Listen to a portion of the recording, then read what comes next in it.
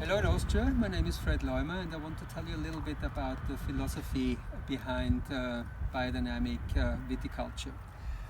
You might know this, of course, cow horns, and that might be the most known side of biodynamic, but for me biodynamic is more as only the preparates.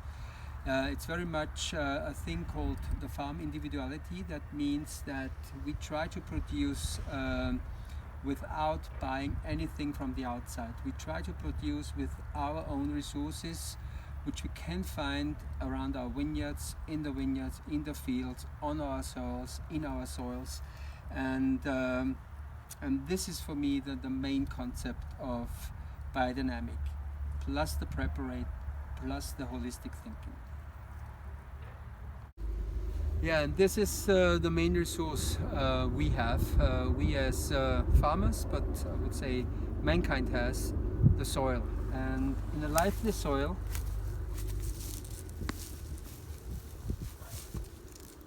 it should look like that. So very nice structured, and smell should be beautiful, like forest soil. And in a hand-off soil you have so much inhabitants in here, which is unbelievable. That's so complex, more complex as above the soil, and all of them has to do something, and to stay respectful to that is one of the most important ways to farm biodynamic. Yeah, this is one of our compost places, and this is compost we will bring in the vineyards in the next days.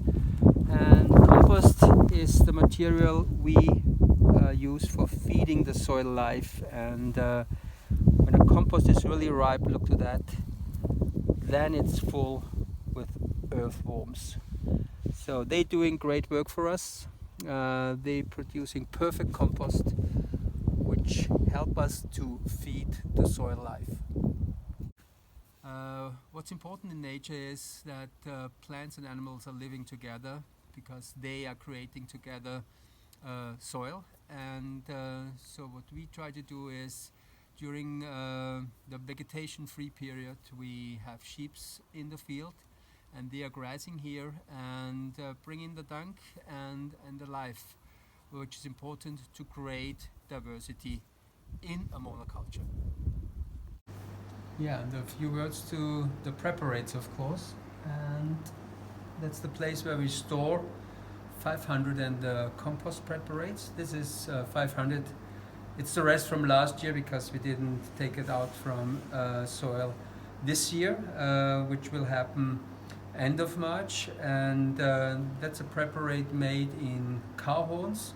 It's cow dung, so 100% cow dung, but with that process it turns to a compost concentrate, and this has information for soil and plants, and gets steered in water to get the information into water and then sprayed on the soil. And this is 501. It's Bergkristall, a quartz, and this is the information for the plants. So this gets sprayed on soil, this gets sprayed over the plants, and the thing how it works is balancing the growth and take care about healthiness of the plants. Yeah, so from vineyard to cellar, and there are not so many changes. I told you in the vineyards it's diversity, it's soil life, that means bacteria, microorganisms, all of them help us to create diversity and a healthy growth.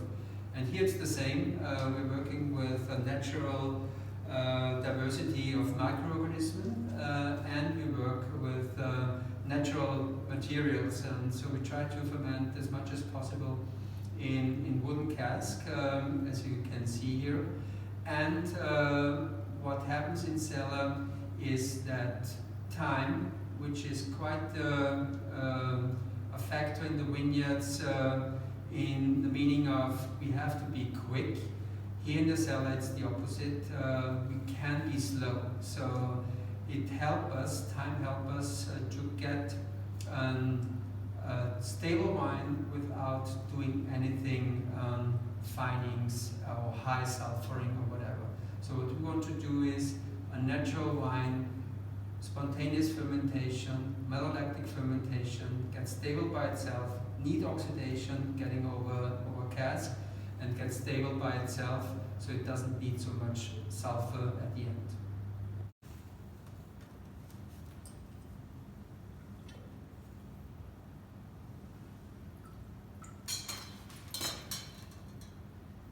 Yeah, and that's the end. Wine lead time, 1 year in the vineyard and 1.5 years in the cellar before it gets in bottle. And this happens in a cask without filtration, without finings, so clear, proper wine. And this is, by the way, Käferberg 2018, which will store another few years in the cask before it gets in bottle without filtration. Cheers.